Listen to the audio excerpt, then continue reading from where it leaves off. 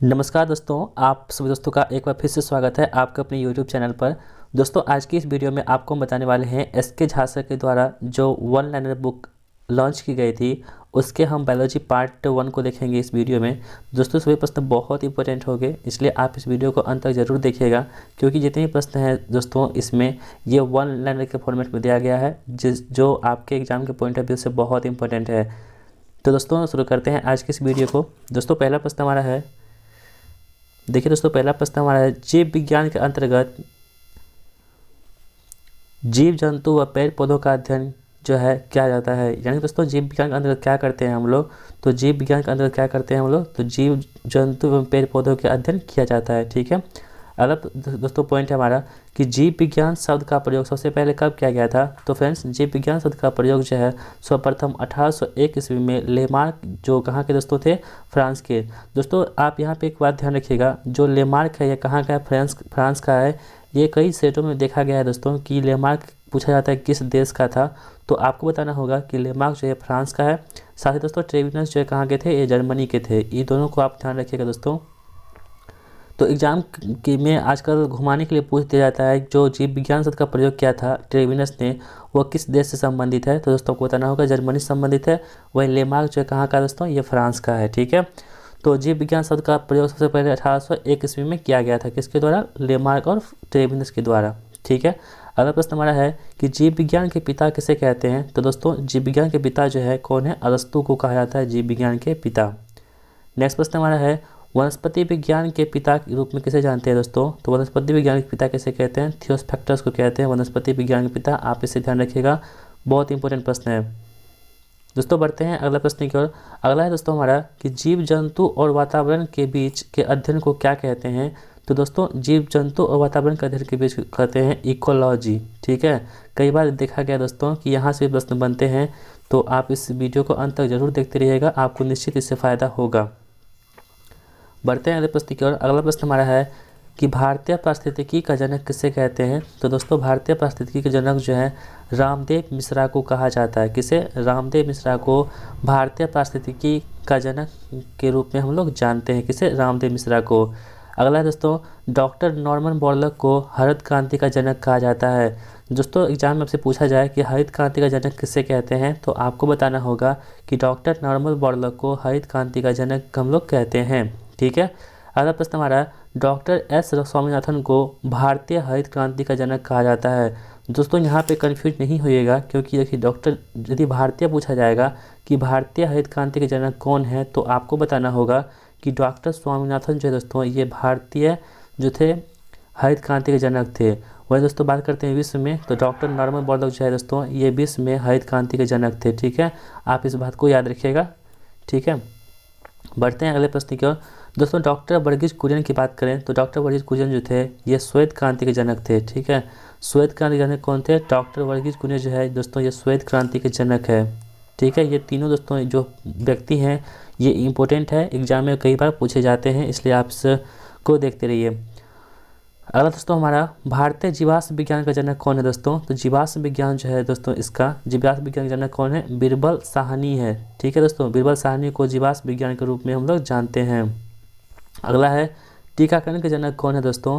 तो टीकाकरण के जनक जो है कौन है, एडवर्ड जेनर है टीकाकरण के जनक। यानी कि टीकाकरण जो किया था वो किसने किया था, एडवर्ड जेनर ने किया था। साथ ही दोस्तों यहाँ पे एक प्रश्न बनता है कि जो टीका है यानी कि चेचक के टीका की खोज किसने की थी, तो वो आंसर भी हो जाएगा कौन सा हमारा, एडवर्ड जेनर के द्वारा ही की गई थी। ठीक है। आप इसे भी ध्यान रखिएगा।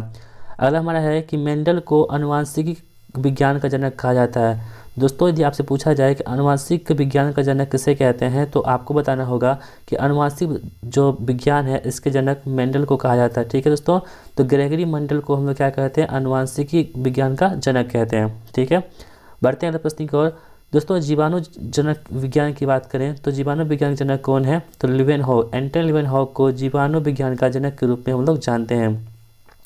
दोस्तों यदि आप इस वीडियो का पीडीएफ लेना चाहते हैं तो आप हमारे डिस्क्रिप्शन बॉक्स में जाइएगा, वहाँ पे टेलीग्राम ग्रुप का लिंक दे रखा है, वहाँ पे आप क्लिक करके टेलीग्राम ग्रुप को ज्वाइन कर लीजिएगा, जहाँ पे दोस्तों इस वीडियो का पीडीएफ आपको मिलते रहेंगे।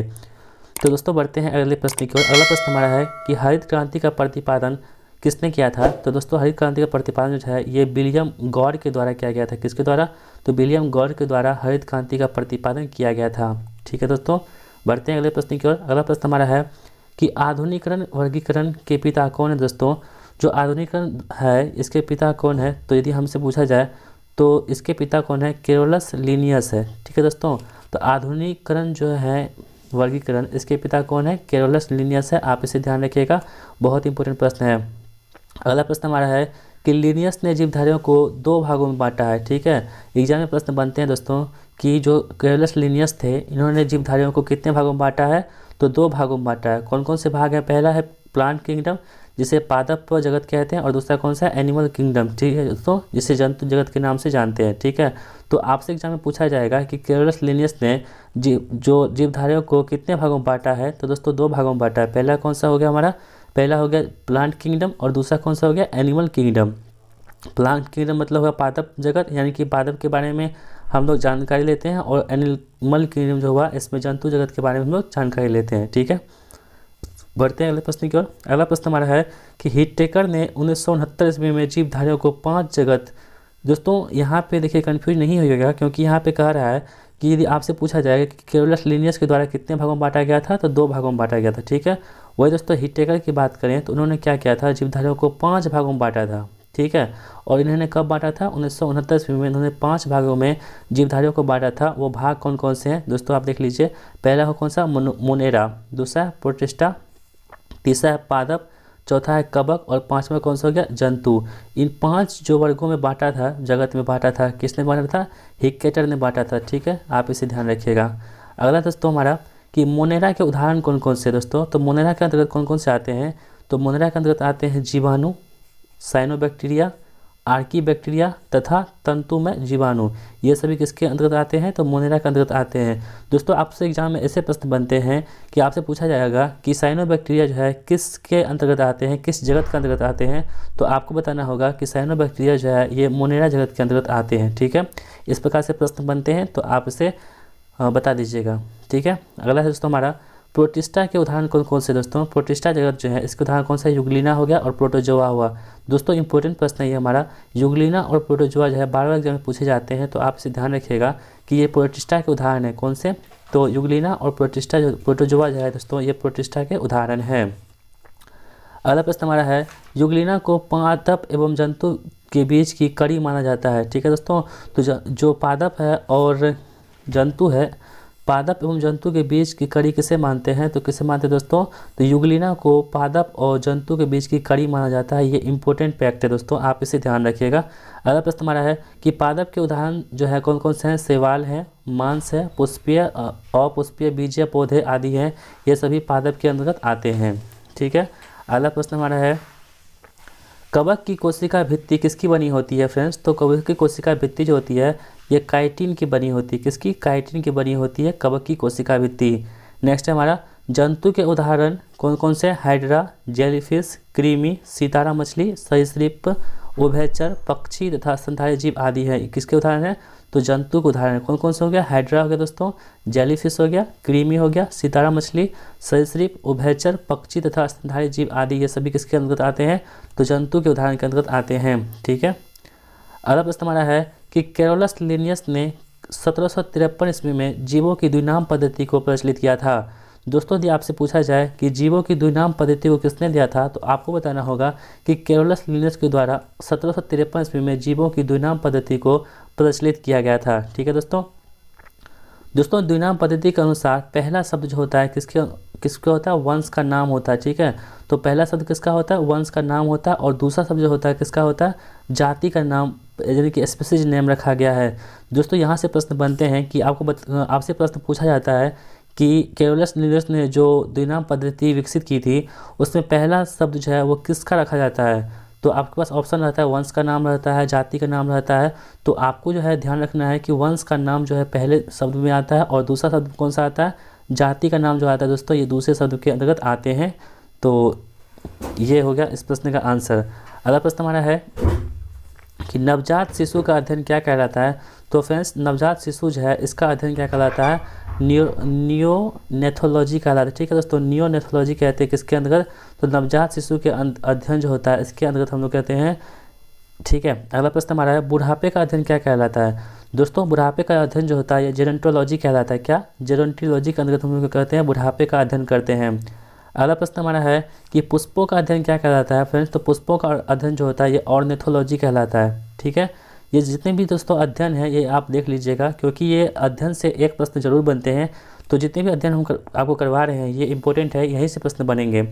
अगला दोस्तों अंडों का अध्ययन क्या कहलाता है। तो दोस्तों अंडों का अध्ययन जो है ये ओलोलॉजी कहलाता है। ठीक है, आप दोस्तों इसे पहली बार पढ़ रहे होंगे, ओलोलॉजी कहते हैं अंडों का अध्ययन को। ठीक है, अगला हमारा दांतों का अध्ययन क्या कहलाता है। तो फ्रेंड्स दांतों का अध्ययन जो होता है ये डेंटोलॉजी कहलाता है। ठीक है, ओडेंटोलॉजी कहते हैं दांतों के अध्ययन को। अगला हमारा आँखों का अध्ययन क्या कहलाता है। तो फ्रेंड्स आँखों का अध्ययन जो होता है ऑप्थेल्मोलॉजी कहलाता है। ठीक है, ऑप्थेल्मोलॉजी कहलाता है आँखों का अध्ययन। नेक्स्ट है हमारा हड्डियों का अध्ययन क्या कहलाता है। तो फ्रेंड्स हड्डियों का अध्ययन जो होता है ये ऑस्टियोलॉजी कहलाता है, यानी कि ऑस्टियोलॉजी का हम लोग कहते हैं हड्डी का अध्ययन के रूप में हम लोग जानते हैं। दोस्तों यदि आप हमारे चैनल पर पहली बार आ रहे हैं तो यदि आप हमारी वीडियो पसंद आती है तो आप हमारे चैनल को जरूर सब्सक्राइब कीजिए। दोस्तों आपसे एक हम्बल रिक्वेस्ट है कि आप चैनल को जरूर सब्सक्राइब कर दीजिएगा और चैनल के बेल आइकन को प्रेस कर दीजिएगा, जिससे कि हमारी जितनी भी वीडियो आती है उसका नोटिफिकेशन सबसे पहले आप तक पहुंच सके और आप अपना वीडियो को मिस नहीं कर सके। और दोस्तों एक लाइक भी कर दीजिएगा, जिससे कि हमारा मोटिवेशन बढ़ सके और हम इसी तरह की वीडियो आप तक लाते रहें। दोस्तों बढ़ते हैं आगे। दोस्तों आगे है क्या मांसपेशियों का अध्ययन क्या कहलाता है। तो फ्रेंड्स मांसपेशियों का अध्ययन जो होता है ये मायोलॉजी कहलाता है। ठीक है, मायोलॉजी के अंदर हम लोग क्या करते हैं, मांसपेशियों का अध्ययन करते हैं। अगला प्रश्न हमारा रक्त का अध्ययन क्या कहलाता है। तो फ्रेंड्स रक्त का अध्ययन जो होता है हेमेटोलॉजी कहलाता है। ठीक है दोस्तों, हेमेटोलॉजी जो होता है रक्त का अध्ययन इंपॉर्टेंट है दोस्तों, तो ये आप ऐसे याद रखिएगा। अगला प्रश्न हमारा त्वचा का अध्ययन क्या कहलाता है। तो फ्रेंड्स त्वचा का अध्ययन जो होता है डर्मेटोलॉजी कहलाता है। क्या, तो त्वचा का अध्ययन जो होता है ये डर्मेटोलॉजी कहलाता है, त्वचा का अध्ययन। अगला प्रश्न हमारा दोस्तों कि किडनी का अध्ययन क्या कहलाता है। तो दोस्तों किडनी का अध्ययन जो होता है इसे क्या कहते हैं, नेफ्रोलॉजी कहते हैं। ठीक है दोस्तों, तो किडनी का अध्ययन क्या कहलाता है, नेफ्रोलॉजी कहलाता है। अगला हमारा है तंत्रिका तंत्र का अध्ययन क्या कहलाता है। तो फ्रेंड्स तंत्रिका तंत्र का अध्ययन जो होता है ये न्यूरोलॉजी कहलाता है। ठीक है, न्यूरोलॉजी जो होता है ये तंत्रिका तंत्र का उदाहरण है। अगला प्रश्न हमारा शरीर के बाह्य संरचना का अध्ययन क्या कहलाता है, यानी जो बाहरी पार्ट होता है उसका अध्ययन किस विज्ञान के अंतर्गत करते हैं दोस्तों हम लोग, तो उसे कहते हैं मॉर्फोलॉजी। दोस्तों मॉर्फोलॉजी के अंतर्गत जो होता है शरीर के बाह्य संरचना का अध्ययन किया जाता है। ठीक है दोस्तों, बढ़ते हैं अगले प्रश्न की ओर। अगला प्रश्न हमारा है शरीर के आंतरिक संरचना का अध्ययन क्या कहलाता है। तो दोस्तों देखिए दोस्तों यहाँ पे बाह्य संरचना की बात करें तो उसे मॉर्फोलॉजी कहते हैं, लेकिन आंतरिक संरचना की बात करें तो उसे क्या कहते हैं, एनाटॉमी कहते हैं। दोस्तों एनाटॉमी जो कहते हैं इसे शरीर के आंतरिक संरचना का अध्ययन एनाटॉमी के अंतर्गत हम लोग करते हैं। ठीक है, अगला प्रश्न हमारा बाल का अध्ययन क्या कहलाता है। दोस्तों बाल का अध्ययन जो होता है टेरिडोलॉजी कहलाता है। क्या कहलाता है, टेरिडोलॉजी के अंतर्गत हम लोग बालों का अध्ययन करते हैं। अगला प्रश्न हमारा शरीर के अंग के कार्य का अध्ययन क्या कहलाता है। जितने भी शरीर का अंग होते हैं, पार्ट्स होते हैं, उसके अलग अलग कार्य होते हैं, तो उसी कार्य का अध्ययन क्या कहलाता है। तो फ्रेंड्स उसे कहते हैं साइकोलॉजी। साइकोलॉजी के अंतर्गत हम लोग क्या कहते हैं, शरीर के कार्य का अध्ययन करते हैं। अगला प्रश्न हमारा फलों के अध्ययन को क्या कहते हैं। तो दोस्तों फलों का अध्ययन कहते हैं पोमोलॉजी कहते हैं। ठीक है दोस्तों, पोमोलॉजी के अंतर्गत हम लोग क्या करते हैं, फलों का अध्ययन करते हैं। अगला प्रश्न हमारा आनुवंशिक का अध्ययन किसे कहते हैं। तो दोस्तों आनुवंशिक का अध्ययन जो होता है इसे जेनेटिक्स के अंतर्गत हम लोग करते हैं। ठीक है, अगला प्रश्न देखेंगे शैवालों का अध्ययन क्या कहलाता है। तो फ्रेंड्स शैवालों का अध्ययन जो होता है ये साइकोलॉजी कहलाता है। ठीक है, साइकोलॉजी के अंतर्गत हम लोग क्या करते हैं, शैवालों का अध्ययन करते हैं। अगला प्रश्न हमारा कवकों का अध्ययन क्या कहलाता है। दोस्तों तो कवकों का अध्ययन जो होता है इसे माइकोलॉजी कहते हैं। ठीक है, आप इसे ध्यान रखिएगा, बहुत इंपॉर्टेंट प्रश्न है दोस्तों। कवकों का अध्ययन क्या होता है, माइकोलॉजी के अंतर्गत हम लोग कवकों का अध्ययन करते हैं। अगला प्रश्न हमारा मकड़ियों का अध्ययन क्या कहलाता है। तो फ्रेंड्स मकड़ियों का अध्ययन जो होता है आर्कियोलॉजी कहलाता है। क्या कहलाता है, आर्कियोलॉजी के अंतर्गत हम लोग क्या करते हैं, मकड़ियों का अध्ययन करते हैं। अगला प्रश्न हमारा कीटों का अध्ययन क्या करते हैं। तो कीटों का अध्ययन जो होता है दोस्तों एंटोमोलॉजी के अंतर्गत कीटों का अध्ययन किया जाता है। तो दोस्तों इस प्रकार जो था हमारा अध्ययन का पार्ट यहीं समाप्त होता है। दोस्तों हमने आपको इस वीडियो में जितने भी महत्वपूर्ण अध्ययन बताए हैं ये एग्जाम के पॉइंट ऑफ व्यू से बहुत इंपॉर्टेंट है दोस्तों, तो आप इसे एक बार फिर से देख लीजिएगा जिससे कि आपको बिल्कुल ही याद हो जाएगा। दोस्तों बढ़ते हैं अगले प्रश्न को। हमारा जांच द्वारा रोग का पता लगाने का अध्ययन क्या कहलाता है? तो फ्रेंड्स इसे कहते हैं हम लोग पैथोलॉजी के अंतर्गत हम लोग क्या करते हैं, जांच द्वारा हम लोग अध्ययन जो करते हैं। दोस्तों यदि हम जब किसी डॉक्टर के पास जाते हैं तो वहाँ पे ब्लड टेस्ट करने के लिए दिया जाता है, तो वह उस हम क्या करते हैं, पैथोलॉजी के पास जाते हैं, वो अपना लैब में उसे टेस्ट करते हैं। तो उसी को पता लगाने के लिए हम क्या करते हैं दोस्तों, पैथोलॉजी का करते हैं। अगला प्रश्न हमारा दोस्तों है कि इकोलॉजी के अंतर्गत पारिस्थितिकी का अध्ययन किया जाता है। अगला है इथोलॉजी में जानवरों के व्यवहार का अध्ययन उसके सामान्य वातावरण में किया जाता है। अगला दोस्तों हमारा फार्माकोग्नोसी में औषधीय पौधों का अध्ययन किया जाता है। ठीक है दोस्तों, यदि आपसे पूछा जाए कि औषधीय पौधों का अध्ययन किस में करते हैं, तो फार्माकोग्नोसी में औषधीय पौधों का अध्ययन किया जाता है। अगला प्रश्न हमारा पीडियाट्रिक्स का संबंध किससे दोस्तों, तो पीडियाट्रिक्स का संबंध जो होता है ये बच्चों के रोगों से संबंधित होता है।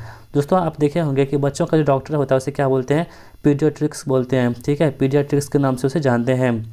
अगला प्रश्न हमारा है एक्सोबायोलॉजी में अन्य ग्रहों के जीवों का अध्ययन किया जाता है। ठीक है दोस्तों, एक्सोबायोलॉजी में क्या करते हैं हम लोग, ग्रहों के जीवों का अध्ययन किया जाता है। अगला प्रश्न हमारा पैडोजेनेसिस के अंतर्गत क्या करते हैं दोस्तों, तो मृद निर्माण का अध्ययन किया जाता है किसमें, तो पैडोजेनेसिस के अंतर्गत।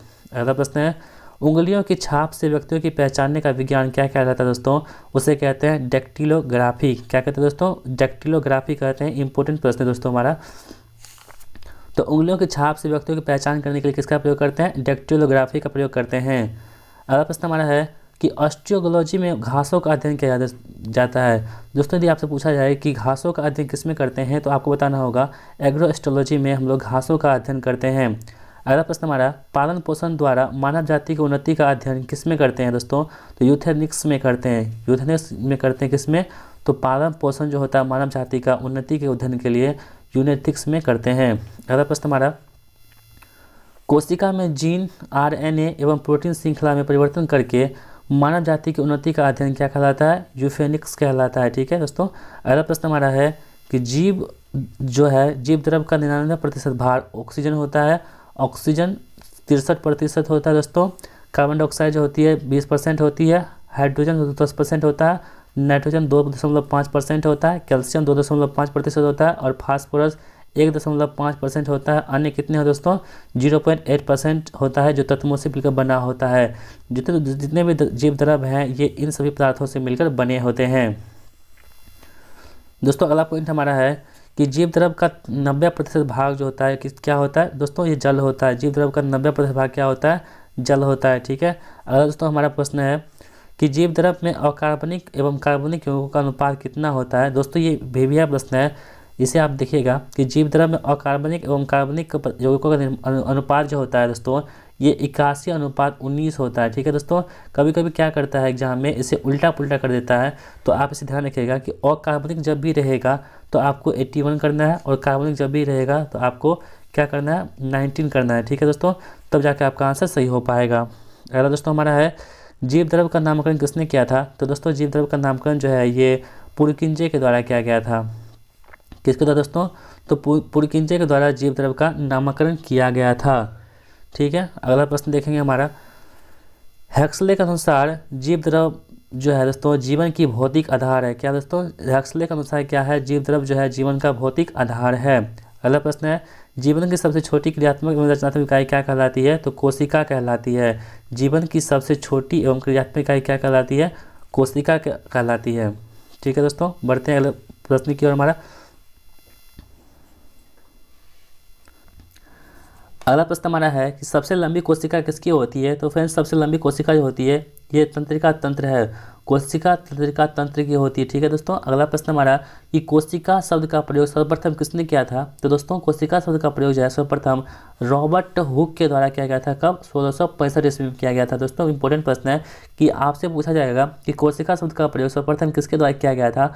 तो दोस्तों आपको बताना होगा कि रॉबर्ट हुक के द्वारा 1665 ईस्वी में सर्वप्रथम जो है कोशिका शब्द का प्रयोग किया गया था। दोस्तों अगला प्रश्न हमारा होगा सबसे छोटी कोशिका किसकी होती है। दोस्तों तो सबसे छोटी कोशिका जो होती है ये माइकोप्लाज्मा ग्लोसेप्टिकम नामक जीवाणु की होती है। ठीक है दोस्तों, आपको ये ग्लोसेप्टिकम याद नहीं रखना है, बस माइकोप्लाज्मा रखेंगे आप तो आपका काम हो जाएगा। तो सबसे छोटी कोशिका जो किसकी होती है दोस्तों, माइकोप्लाज्मा की होती है जो एक जीवाणु की होती है। ठीक है। अगला प्रश्न हमारा देखेंगे दोस्तों, सबसे बड़ी कोशिका किसकी होती है? तो फ्रेंड्स सबसे बड़ी कोशिका जो होती है ये शुतुरमुर्ग के अंडे की कोशिका होती है। किसकी होती है? शुतुरमुर्ग के अंडे की कोशिका होती है सबसे बड़ी कोशिका। अगला प्रश्न देखेंगे दोस्तों हमारा, कोशिका सिद्धांत का प्रतिपादन किसने किया था? तो दोस्तों आपको बता दें, कोशिका सिद्धांत का प्रतिपादन जो है ये स्लाइडन एवं स्वान के बीच में किया गया था, जो 1838-39 में किया गया था। इंपॉर्टेंट प्रश्न दोस्तों, आप इसे याद रखिएगा। अगला प्रश्न दोस्तों हमारा है, स्लाइडन एवं स्वान के अनुसार प्रत्येक जीव की उत्पत्ति एक कोशिका से होती है।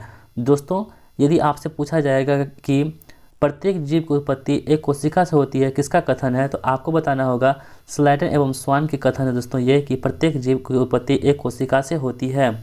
अगला प्रश्न हमारा है दोस्तों कि सबसे छोटी कोशिका कौन सी है दोस्तों? तो सबसे छोटी कोशिका जो होती है PPLO है। सबसे छोटी कोशिका क्या है? PPLO। अगला प्रश्न हमारा है, कोशिका मुख्यतः कितने प्रकार के होते हैं दोस्तों? तो कोशिका मुख्यतः दो प्रकार के होते हैं। पहला होता है प्रोकैरियोटिक कोशिका, दूसरा होता है यूकैरियोटिक कोशिका। ठीक है दोस्तों, कोशिका भित्ति जो है ये कोशिका का आवरण होता है जो प्रोटीन का बना होता है। ठीक है, कोशिका भित्ति क्या होती है? कोशिका का आवरण होता है जो किसकी बनी होती है? तो प्रोटीन की बनी होती है। ठीक है फ्रेंड्स, अगला पॉइंट देखेंगे दोस्तों हमारा, कोशिका भित्ति की मोटाई कितनी होती है? तो फ्रेंड्स कोशिका भित्ति की मोटाई होती है 75 एंगस्ट्रॉम होती है। ठीक है, आप इसे याद रखिएगा। अगला प्रश्न हमारा, कोशिका भित्ति कोशिका को निश्चित आकृति प्रदान करती है। दोस्तों यदि आपसे एग्जाम में पूछा जाए कि कोशिका को निश्चित आकृति कौन प्रदान करती है, तो दोस्तों आपको बताना होगा कि कोशिका भित्ति जो है कोशिका को निश्चित आकृति प्रदान करती है। अगला प्रश्न हमारा, पादप कोशिका में कोशिका भित्ति जो सेल वॉल होती है पाई जाती है, जो सेलुलोज की बनी होती है। दोस्तों कोशिका भित्ति किसकी बनी होती है? तो किसकी बनी होती है दोस्तों? सेलुलोज की बनी होती है कोशिका भित्ति। अगला प्रश्न हमारा है कि कवक में संचित भोजन जो है किसके रूप में होता है दोस्तों? तो ये ग्लाइकोजन के रूप में होता है। ठीक है, तो आप इसे याद रखिएगा कि कवक में जो है संचित भोजन किसके रूप में होता है? तो ग्लाइकोजन के रूप में होता है। ठीक है, बढ़ते हैं अगले पॉइंट की ओर। अगला पॉइंट हमारा है कि जंतु कोशिका में कोशिका झिल्ली पाई जाती है। ठीक है दोस्तों, यदि पूछा जाएगा आपको कि कोशिका झिल्ली किस में पाई जाती है, तो जंतु कोशिका में कोशिका झिल्ली पाई जाती है। इसके द्वारा पदार्थों का विसरण और परासरण होता है, जो अर्धपारगम्य झिल्ली होती है। ठीक है दोस्तों, अगला पॉइंट हमारा है, कोशिका झिल्ली ठोस या द्रव पदार्थों का भक्षण करता है। क्या करता है दोस्तों? कोशिका झिल्ली जो होती है ठोस या तथा द्रव पदार्थों का क्या करता है? भक्षण करता है। अगला प्रश्न है, कोशिका द्रव जो होता है साइटोप्लाज्म कोशिका झिल्ली और केंद्रिका झिल्ली के बीच भरे द्रव को कहते हैं। दोस्तों कोशिका द्रव किसे कहते हैं? यदि आपसे पूछा जाएगा साइटोप्लाज्म कहते हैं दोस्तों। यदि कोशिका झिल्ली और केंद्रिका झिल्ली के बीच भरे द्रव को कहा जाता है। अगला प्रश्न हमारा, कोशिका के अंदर भरे द्रव को क्या कहते हैं दोस्तों? तो कोशिका के अंदर भरे द्रव को केंद्रक द्रव कोशिका कहते हैं। ठीक है, अगला प्रश्न हमारा है कि साइटोकाइनेसिस में कोशिका द्रव का विभाजन होता है। दोस्तों यदि आपको पूछा जाएगा कि कोशिका द्रव का विभाजन कहाँ पे होता है, तो आपको बताना होगा कि साइटोकाइनेसिस में कोशिका द्रव का विभाजन होता है। अगला प्रश्न हमारा, रसधानी रक्तिका कोशिका की निर्जीव संरचना है। दोस्तों रसधानी जो होती है जिसमें रस रहता है, जिसे रिक्तिका भी बोलते हैं, ये क्या होती है? कोशिका की एक निर्जीव रचना होती है। ठीक है, अगला प्रश्न हमारा है कि केंद्रक यानी कि न्यूक्लियस कोशिका के प्रबंधक का समान कार्य करता है। तो दोस्तों आपको पूछा जाएगा कि कोशिका के प्रबंधक के समान कौन कार्य करता है, तो आपको बताना होगा कि केंद्रक जो है दोस्तों ये कोशिका के प्रबंधक के समान कार्य करता है। अगला प्रश्न हमारा है, ये केंद्रक द्रव और कोशिका द्रव को मिलाकर जीव द्रव कहा जाता है। दोस्तों जीव द्रव जो होती है किस किस से मिलकर बनी होती है? तो केंद्रक द्रव और कोशिका द्रव से मिलकर क्या बना होता है? जीव द्रव बना होता है। नेक्स्ट पॉइंट देखिए दोस्तों हमारा, जीव द्रव के सूखे भाग में पाए जाने वाले सर्वाधिक तत्व कौन से होते हैं? तो कार्बन होते हैं। ठीक है, आप इसे याद रखिएगा। अगला प्रश्न हमारा कि तारककाय जो दोस्तों ये सेंट्रोसोम को कहते हैं, इसको तारककाय को। सेंट्रोसोम की खोज किसने की थी? तो टी बार्बेरी ने की थी। दोस्तों सेंट्रोसोम की खोज किसने की थी? टी बार्बेरी के द्वारा सेंट्रोसोम की खोज की गई थी। अगला प्रश्न हमारा, तारककाय के अंदर एक या दो कण जैसी संरचना होती है, उन्हें क्या बोलते हैं दोस्तों? उन्हें बोलते हैं सेंट्रियोल। क्या बोलते हैं उसे? सेंट्रियोल के नाम से हम जानते हैं। अगला प्रश्न हमारा है कि जीव द्रव्य सिद्धांत की खोज किसने की थी? तो दोस्तों सूर्य ने की थी। जीव द्रव्य सिद्धांत की खोज किसने की थी? सूर्य ने की थी। अगला पॉइंट हमारा, समसूत्री विभाजन में ध्रुव का निर्माण तारककाय यानी कि सेंट्रोसोम करता है। दोस्तों यदि आपसे पूछा जाएगा कि समसूत्री विभाजन में ध्रुव का निर्माण कौन करता है, तो आपको बताना होगा कि तारककाय जो होता है, ये सेंट्रोसोम जो होती है, ये समसूत्री विभाजन में ध्रुव का निर्माण करती है। अगला पॉइंट देखिए दोस्तों, सर्वप्रथम पादप कोशिका में रॉबिन्सन एवं ब्राउन ने 1953 ईस्वी में राइबोसोम को देखा था। तो दोस्तों ये पूछा जाएगा आपको कि राइबोसोम को किसने देखा था सबसे पहली बार, तो रॉबिन्सन एवं ब्राउन के द्वारा 1953 ईस्वी में सर्वप्रथम राइबोसोम को देखा गया था।